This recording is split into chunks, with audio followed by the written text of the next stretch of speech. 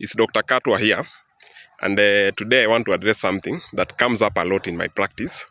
Those of you who know me know that I practice as a psychiatrist, and one of the questions I get a lot from my patients is, do I need to see a neurologist or a neurosurgeon? And in most of the cases, the answer is no, but in some of the cases, the answer is yes. So in short, the answer is, it depends. So, as a result of those questions, I want to address something that comes up a lot. So what is the difference between a psychiatrist, a neurologist, and a neurosurgeon? So, what are the functions of a neurosurgeon?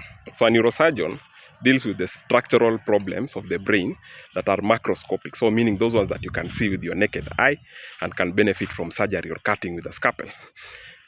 Such as the problems of tumors, growths in the brain or the spinal cord, such as bleeding. You have heard of hematomas.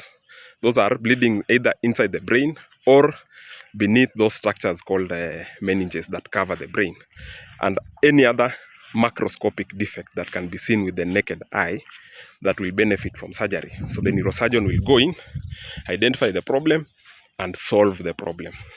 So what about the neurologist? So the neurologist will solve problems that are structural also in the brain, but at a microscopic level or a very tiny level that they may not benefit from a scalpel. So in most cases, they benefit from medication. Now, some of those problems, we call them degenerative changes, such as maybe Parkinson's disease, myasthenia gravis, multiple sclerosis. They also include strokes. So these are conditions that neurologists will deal with, and they'll mostly deal with it using medication. So they don't go in with a scalpel like the neurosurgeons. So what about the psychiatrist? So the psychiatrist solves the molecular problems of the brain. So we have problems at a molecular level in the brain that are caused by dysfunction of the molecules that live inside your brain. So we have some molecules in the brain that coordinate functions of the brain called neurotransmitters. And when those molecules are out of order, either by internal factors or genetic factors, or by external factors such as alcohol and substance abuse and psychological factors, it causes behavioral changes. So in most cases for psychiatric conditions, you'll not be able to see changes that affect the physical function of the brain, but you'll be able to see changes that affect the behavioral function of the brain.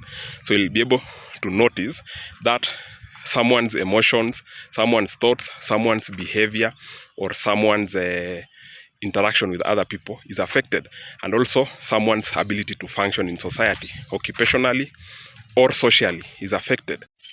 Psychiatrists will provide solutions in collaboration with other professionals using medication and psychotherapy and social programs. Unlike the other mentioned doctors, psychiatrists will put a lot of emphasis and weight on the social and psychological origins of your problem, and will try to solve it that way. In a nutshell, the neurosurgeon deals with the big physical problems in your brain. The neurologist deals with the small, structural, and somewhat physically functional problems in your brain. But the psychiatrist deals with the molecular problems in your brain that affects your ability to reason, your ability to socialize, your emotions, and your thoughts. And now, do my patients need a neurosurgeon or a neurologist? It depends, because most of these functions do overlap at times.